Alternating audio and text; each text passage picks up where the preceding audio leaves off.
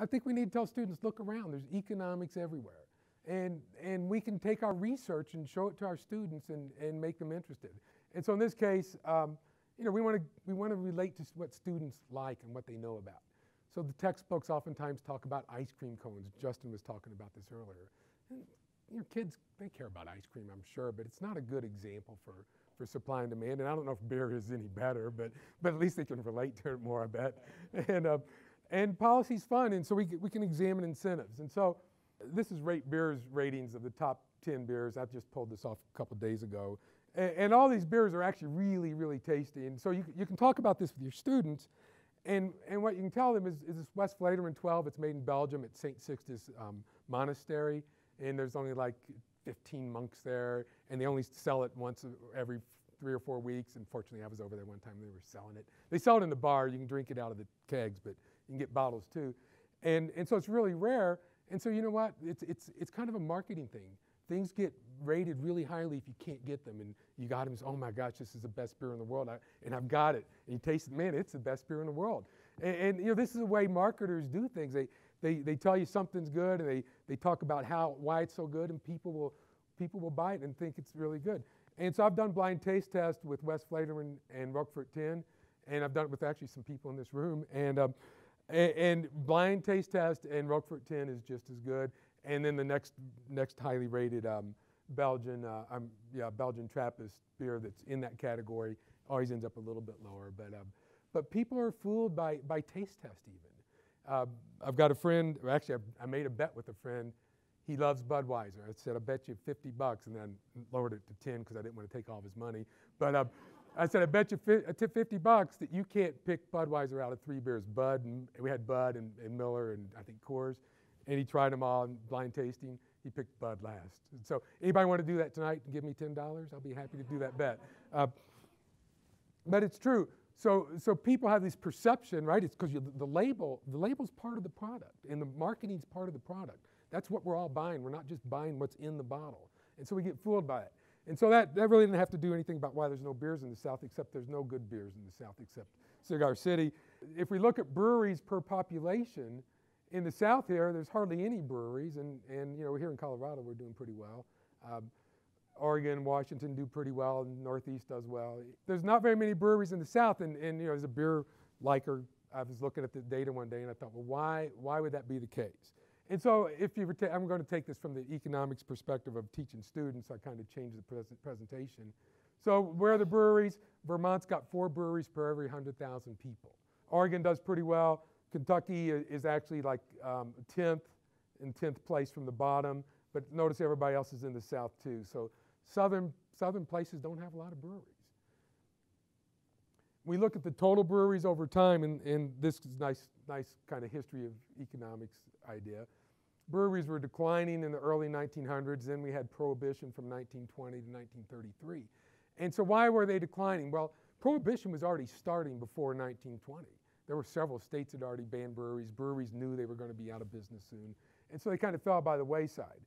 And then one of the problems were that all the beers were in tied houses. And a tied house would be a house that's owned by the brewery, and the brewery would bring their kegs there. So it's usually within one city, right? So you got a brewery in the city, a couple breweries in the city, and they'd each have their own saloons, and they had tied houses. Well, if you were August Busch and you owned Budweiser was shipping all over the United States in bottles. But saloons were serving beer out of kegs. And so they could have tied houses, for example, in Louisville, but it's kind of hard to manage a tied house when it's that far away from St. Louis. And so this next quote comes from Martin Stack and Gartland's paper, and I think it's pretty interesting. In 1923, August Busch, the president of Anheuser-Busch, wrote to Coolidge to press for modification of the Prohibition legislation, which he asserted set back the cause of real temperance many years. He took this case public, writing a pamphlet about the objectionable saloon, that it should be eliminated, that hotels and restaurants should sell only bottled beer, what do they sell, and that a strict separation of manufacturing and retailing would end the policy of tied houses, because he didn't want the competition from the local breweries. Well, guess what happened after Prohibition? After Prohibition, tied houses were no longer able to exist. You had to have the middleman. You had to have the distributors. And most states have this 3-tier distribution center where you have distributors. And as a consequence, all the local breweries had to have the distributor pick up their beer, take it across the street to the saloon, and pay them, nowadays it's like $35 to have that beer delivered across the street. And so that put a lot of the breweries out of business. Busch and a few other big breweries existed for a long period of time. And not until Carter administration did we start seeing people starting brewing beer. So lots of brew pubs, lots of microbreweries, a few of the big breweries, not too many big breweries, but mostly we have a lot of microbreweries and brew pubs. Microbreweries sells less than 15,000 barrels, but 75% off-site, where brew pubs sell more than 25% at the brew pub. Craft brewers, they're important because they provide jobs. So this is some reason why students might want to look at this. It's not just, oh, I like beer, but it has an impact on the economy, lots of jobs. There's been a major growth in craft brewing, 15% by dollars in 2011 and in 2010. The big thing for the big brewers is craft brewing sales shares was 5.7% by volume, but 9.1% by volume in 2011. It's now, I think, 15%. I saw something just the other day. So they got 15% of the market, and if you're Budweiser, Miller, or Coors, this is a little frightening. So what economic variables might influence a brewery to open? It's pretty straightforward. Consumption. If nobody's drinking beer, you're not going to sell any. Regulations and taxes. So if we look at consumption, the darker colors have more consumption and the lighter colors don't. But Louisiana's like 10th in consumption. There's no breweries in the South. And I've read, and I went back online because I have a paper out, and the reviewer didn't like what I said, but I went back online and I kind of found this. In Louisiana, LSU games, people start tailgating like on Sunday after the Saturday game for the next game, and they drink a lot of beer, apparently. Now, the kind of beer they drink is probably not microbrewed beer. It's probably Bud and Miller and Coors, but they drink a lot of beer.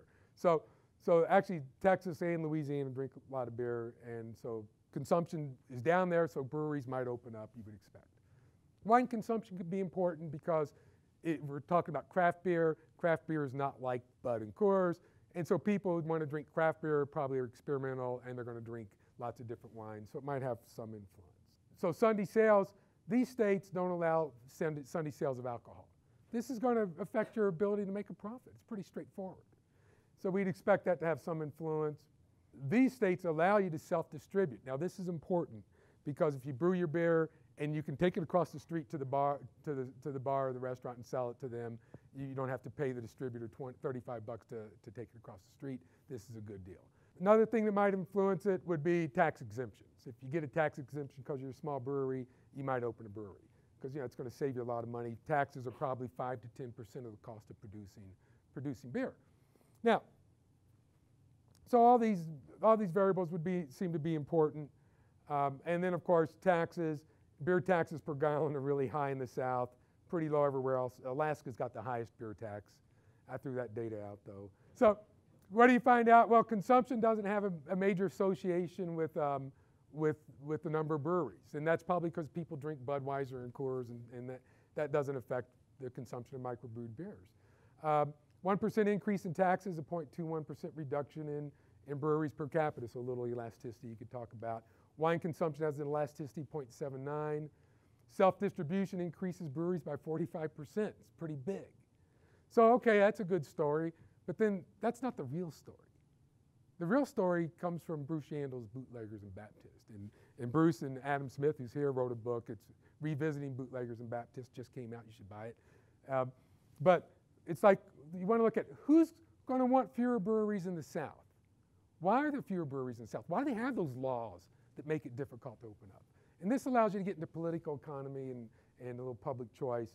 And so some people might be against it for moral reasons. Others might be against it for economic reasons. Governmental rules and taxes can make it difficult for new breweries to open. Groups that influence these policies and keep current law from changing include modern-day bootleggers and Baptists. And so the Baptists are the Baptists in the South. Yeah, they don't like people drinking. In fact, in their convention, they say, we think alcohol has all these horrible does all these horrible things, and as a consequence, not only do we not want to drink as Baptists, we don't want anybody else to drink. Now in Utah, the Mormons, they don't want to drink, but they don't care if you drink. So it's a completely different view on the legality of these things, because Baptists don't want us to drink. Well, don't want me to drink anyhow. I don't know about you, but so they organized politically they did organize politically to post Sunday sales. That was Yandel's take on bootleggers and Baptists.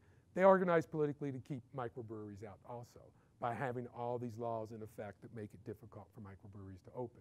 For the major brewers, economic losses are big. They're starting to lose market share. It used to be 5% 10 years ago. Now it's 15% of market share that microbreweries have. And so the consequence is they're starting to worry. And one of the things they've done is they started buying up microbreweries. And so somebody was telling me, Micah was telling me today, he said, oh, I went to a White Sox game and had a microbrewery tent. And they were selling Blue Moon and Goose Island. And you know, none of those beers are microbrewery beers. They're all owned by the big breweries. And that's what they've done. And they've done it for a major reason. They get more shelf space. So you got microbrewed beers up there, but it's really beers owned by the big brewers. They take up all the shelf space and keep the other microbreweries from getting the shelf space. And there's also been less consumption in beer. So consumption of beer has actually been dropping off. And it might be because we're drinking more microbrewed beers, and it's not like drinking 6 Budweisers. You drink 2 beers, that's probably equivalent. So you know, people aren't drinking as much maybe. I'm not sure. But it's there, and so that's hurt the big breweries. It has not hurt the microbreweries, but it has hurt the big breweries. And so again, if we look at breweries per population, none in the South. We look at Baptist, lots in the South, nowhere else in the United States. So it's the only place where the Baptists have the voting clout. They can't vote against these rules up here because they don't have enough political power. And so you put them together and you kind of see a relationship there. It's kind of cool. Look at campaign contributions from beer producers. Well, Budweiser does a lot of contributing in Missouri, and this is at the state level. But down here in the South, it's kind of mixed, but what we'll find out is maybe it matters. And then wholesalers. Now, what would wholesalers do for microbreweries? Well, you think about if there were lots of wholesalers, that means somebody's going to distribute my beer, and that would be good. But down in the South, if there's lots of wholesalers, they're all competing for shelf space, and most wholesalers have one of the big 3 breweries. And those breweries will often say, oh, well, if you want to distribute that microbrewery's beer, that's fine, but you won't be distributing our beer anymore. And so they're kind of against that. But if there's more distributors down there, there's more competition amongst them to get shelf space and get sales, and it probably makes them not want any more competition, so get rid of the microbreweries. So what do we find out? Only in the South is there a negative effect of beer campaign contributions from the major breweries. Only in the South do Baptists have any influence on number of breweries, and only in the South do wholesale distributors, the more distributors you have a negative influence on breweries. And in fact, it has a positive influence anywhere else where you think a competitive market would be good, make more microbreweries come into existence. And so it's just kind of an interesting idea, and I think it's worth showing students in the sense that we can use research that students might relate to, find a little bit interesting. I think some students can afford to buy microbrewed beers. And you know, it kind of engages students a little more and allows them to see that economics is in all sorts of places, and it's also in there in the political arena, that people are trying to put up blockades to make their business more profitable and other businesses less profitable.